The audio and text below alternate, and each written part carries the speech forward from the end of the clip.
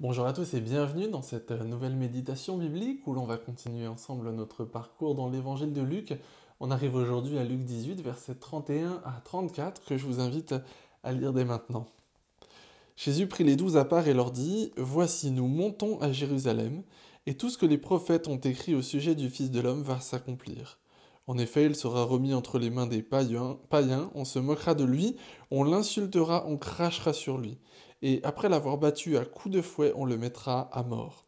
Puis, le troisième jour, il ressuscitera. » Les disciples ne comprirent rien à tout cela, c'était pour eux un langage énigmatique, et ils ne savaient pas ce que Jésus voulait dire. Dans ce texte, on voit que Jésus annonce à ses disciples qu'ils vont tous ensemble se diriger vers Jérusalem. Et il leur annonce aussi ce qui va se passer à Jérusalem. Il leur annonce qu'à Jérusalem va arriver tout ce que les prophètes ont annoncé à son sujet.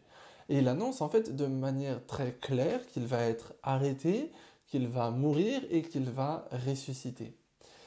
En fait, en s'ancrant dans ces annonces des prophètes, Jésus montre encore une fois que son œuvre sur terre s'ancre dans tout ce qui a été fait et annoncé par Dieu en amont. Les prophètes dont il parle, ce sont des prophètes de l'Ancien Testament, ce sont les prophètes qui ont reçu leur prophétie des centaines d'années avant la venue de Jésus. Et ce qu'ils ont annoncé s'accomplit par le ministère de Jésus et va continuer à s'accomplir par sa mort, puis par sa résurrection.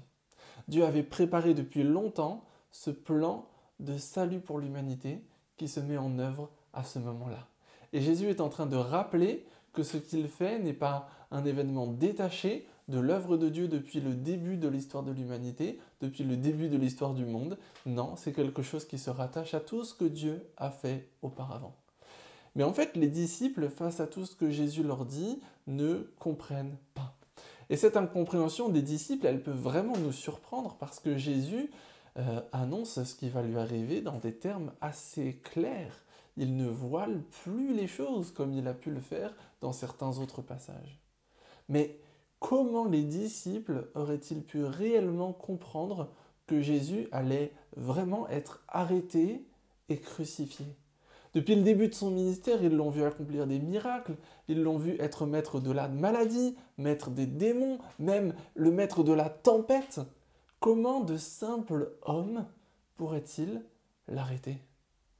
Les disciples ne comprennent pas parce que la manière dont Dieu va manifester la gloire de son Fils, en passant par la pire des morts, selon la conception de l'époque, eh bien ce n'est absolument pas l'idée qu'ils s'en faisaient. Le plan de Dieu les dépasse, même lorsqu'il est exprimé assez clairement devant eux. Dieu nous dépasse.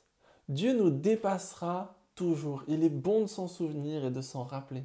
Dans nos vies aussi, on peut parfois s'attendre à l'action de Dieu uniquement de la manière que l'on imagine. On élabore nous-mêmes des plans et puis ensuite il faudrait que Dieu suive nos plans. Mais ces plans à lui dépasse tout ce que nous pourrions imaginer. Alors ce matin, et dans tous les jours qui viendront, reconnaissons notre incompréhension devant Dieu, car cette incompréhension, elle est normale, et même elle est saine.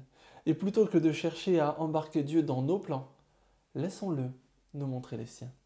Je vous souhaite une très bonne journée, et je vous dis à bientôt pour une nouvelle méditation biblique.